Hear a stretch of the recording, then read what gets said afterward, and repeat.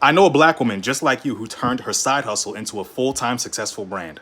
Subscribe for more stories just like this. Ihuomachukwu, your personality is the reason why everyone says Nigerians have main character energy. Her friend Porsha laughed with her while they talked about last night's party.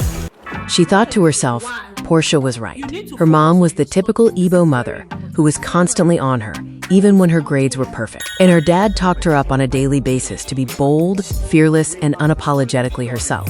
There was no room for being average in her household. There was, however, this one group of girls that she never got along with. She hated how they always tried to make everyone feel like they had to acknowledge them whenever they entered the room. They used to tease her about her Igbo name. Fast forward 6 years. Now she's a luxury content creator in New York, and that same name is her brand. Ihuomachukwu means God's favor. They laughed at my name in high school. Now they're in my DMs begging for brand deals. Comment Journey if you love your journey.